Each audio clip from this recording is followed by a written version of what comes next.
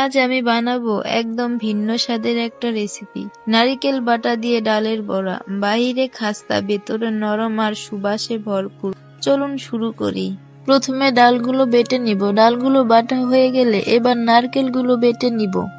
বাটা ডালগুলোর সাথে পেঁয়াজ কুচি, ধনিয়া পাতা কুচি, কাঁচামরিচ কুচি, হলুদ আর লবণ দিয়ে মেখে নিই। এগুলো যেহেতু রান্না করব তাই হালকা করে ভেজে নিব। এখন চুলাতে কড়াই বসিয়ে তার মধ্যে তেল দিয়ে পেঁয়াজ কুচি আর তেজপাতা দিয়ে দিব। দিয়ে একটু ভেজে নিব। এগুলো ভাজা হয়ে আসলে এর মধ্যে দিয়ে দিব আদা বাটা, লবণ, হলুদ গুঁড়ো, মরিচ গুঁড়ো। এখন মশলাটা কষিয়ে নিব। মশলাটা কষানো হয়ে গেলে তার মধ্যে দিয়ে দিব নারকেল বাটা।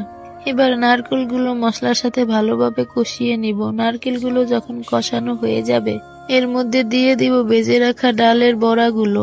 এখন কিছুক্ষণ রান্না করব। আর তারপর হয়ে গেল আমার নারকেল বাটা দিয়ে ডালের বড়া রান্না। রান্না শেষে একটু জিরা গুঁড়ো দিয়ে দিব উপর দিয়ে। এবার গরম গরম ভাতের সাথে পরিবেশন করব। এই রান্নাটা খেতে অনেক দারুণ লাগে।